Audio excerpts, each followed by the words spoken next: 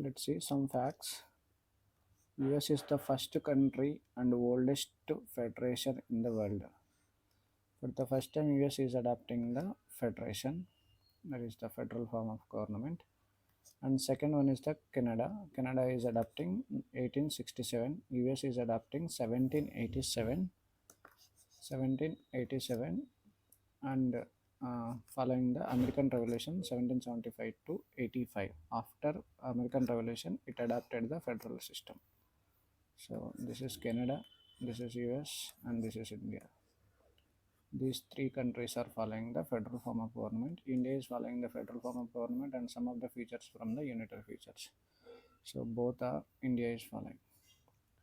And facts, some facts which relate to India.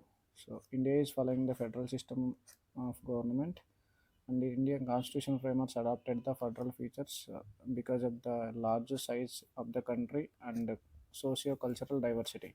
So because of these two reasons, India is following the federal form of government.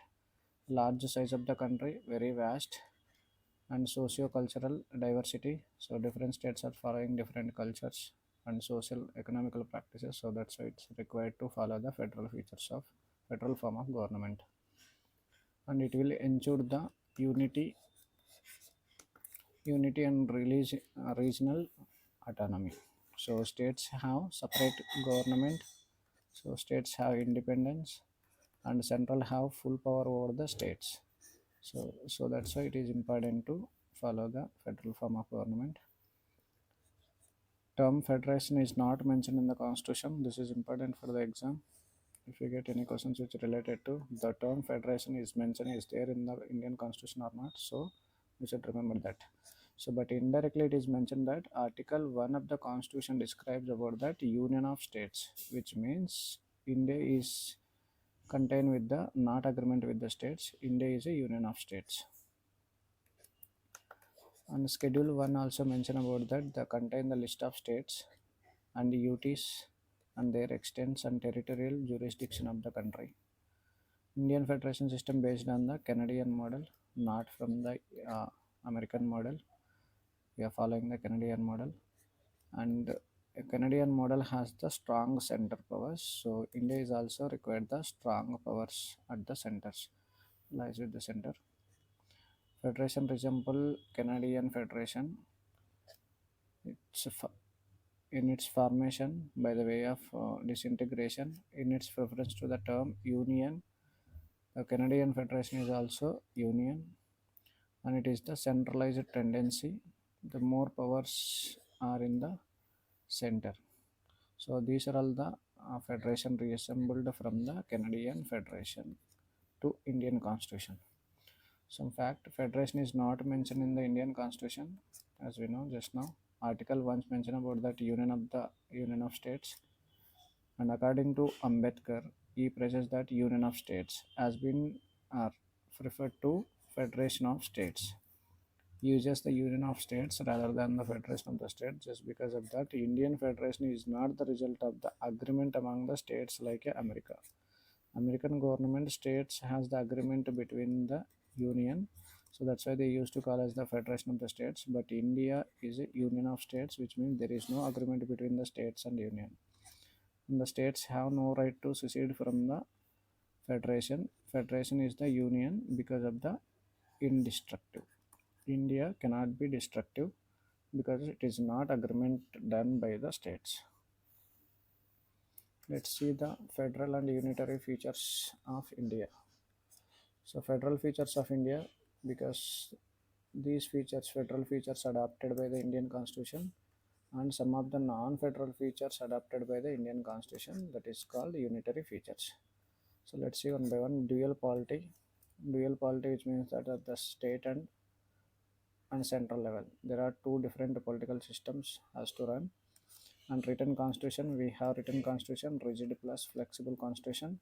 And division of powers, we have separation of powers, three organs: legislative, executive, and judiciary. And supremacy of the constitution, constitution has the supreme power in India, not lies with the parliament, it lies with the constitution. A rigid constitution, some separation of powers, it required for the two-third majority, and half of the states has to agree with that some amendments or any policies or acts which is done by the parliament. So it is very rigid constitution also.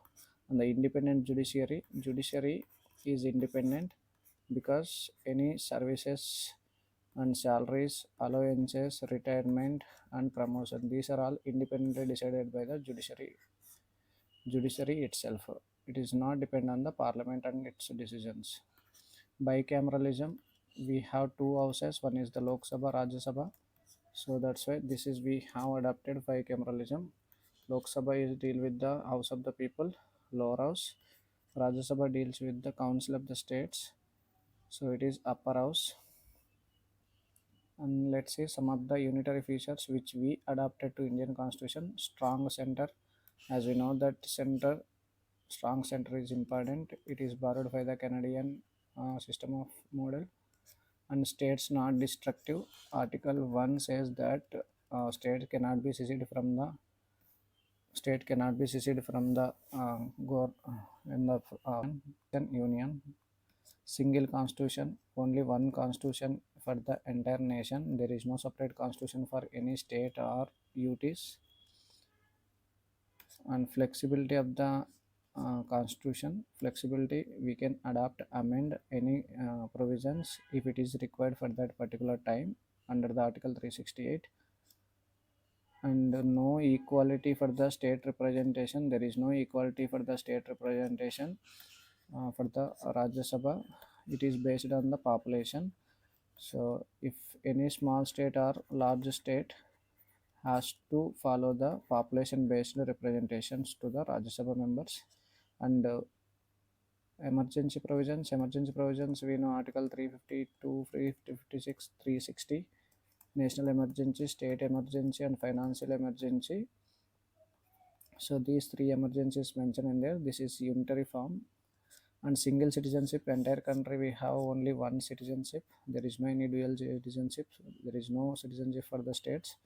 And integrated judiciary has the independent from the uh, Supreme Court to state, local high courts and subordinate courts has the one independent judiciary.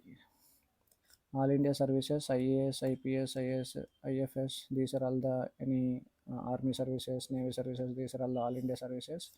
It uh, can say that it is the unitary feature.